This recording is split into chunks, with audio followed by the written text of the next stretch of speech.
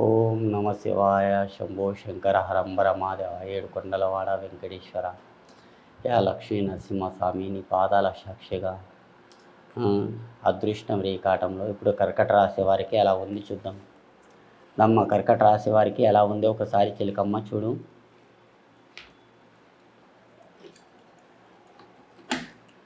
కర్కట రాశి వారికి లక్ష్మీ నరసింహస్వామి వచ్చారండి. లక్ష్మీ నరసింహస్వామి కర్కట రాశి వారు మీ పేరు మీద కొన్ని గండాలు చిక్కులు కానీ మీకు తొడపుట్టిన వాళ్ళు మీకు సహకారం చేయరండి. మీకు బావ బామర్దులు అలాంటి వాళ్ళు మీకు సహకారం చేస్తారండి. అలాంటి వ్యక్తులు మీకు సహకారం ఉన్నది. ఆ వ్యక్తి వల్ల మీకు మంచిగా ఉంది. ఆ మనిషి ఉన్న గనక మీ ఇల్లు బాగుపడుతుంది. కానీ మీ కడుపులో పుట్టిన పిల్లలు సుఖపడే జీవితం లేదండి. కానీ మీరు సంపాదించిన ఏమైనా ఉంటేనే వాళ్ళు ఏమన్నా పైకి వస్తారు, లేకుంటే అంతవరకు ఉంటారు. వాళ్ళ కాళ్ళ మీద వాళ్ళు బతుకుతారు అంతేగాని తప్ప మాత్రం ఏం చేయలేమండి. కానీ అదృష్టం రేఖాటంలో అలాంటి దళిద్రం కూడా పోవాలనుకుంటే నవగిరాలు పూజించండి. నవగిరాలు అంటే ఆంజనేయుల గుళ్ళో పోయి నవగిరాలు పూజించండి. ఆయన దళిద్రం మీ ఇంటి దళిద్రం అనేది దూరం అయిపోతుందండి. ఈ కర్కట రాశి వారికి ఎక్కడ పోయినా కానీ బాగుంది. ఏ పని చేసినా కానీ మంచిగా ఉంటుంది. కానీ తొందర పడకండి, నిదానం చేయండి. మీరు ఎంత నిదానం చేస్తారో అంత మంచిగా ఉంది మీ పేరు మీద. రాబోయే దినాల్లో కూడా మంచిగా ఉంది.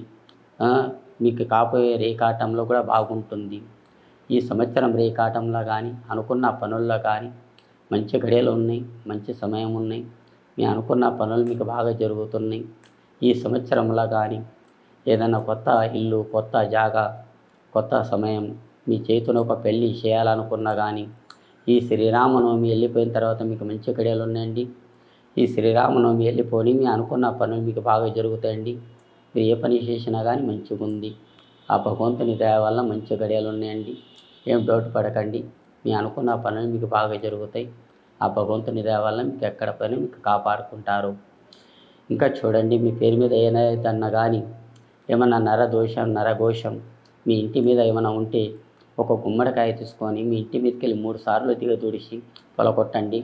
ఆ దళిద్రం అనేది మొత్తం దూరం అయిపోతుంది. అది కూడా అమాస రోజు కానీ పున్నం రోజు కానీ మాత్రం పొలకొట్టండి. అలాంటి దళిద్రం అనేది మొత్తం దూరం అయిపోతుందండి. మీరు ఏదైనా కారు కొనాలనుకున్నా కానీ, ఏదైనా బండి కొనాలనుకున్నా కానీ, ఒక వాహనం ఏదైనా ఒక రథం అంటారండి. ఆ రథం ఏదైనా కొనాలనుకున్నా కానీ మంచి వారం చూసి శనివారం రోజు అన్నా కానీ దేవుని దయ వల్ల కానీ తీసుకోండి. మీకు మంచిగా ఉంటుంది.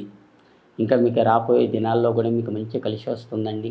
4 పైసలు సంపాదించే యోగం కూడా ఉంది. అది అవుతుంది. కానీ మీకేం తొందర పడకండి. మీరు ఎంత నిదానం చేయండి అంత మంచిగా ఉంది మీ పేరు మీద. మీకు రాబోయే దినాల్లో కూడా మంచిగా ఉంది. ఒక పెద్ద ఆఫీసర్ మనిషి కూడా మీకు సహకారం చేసేది కూడా ఉంది. ఆ మనిషి సహాయపడతాడా లేదన్నట్టు మీ కోరిక ఉంది. ఆ మనిషి నీకు తప్పకుండా సహాయపడతాడండి. అనుకున్న పనుల్లో మీకు బాగా జరుగుతుంది. జై శ్రీరామ్.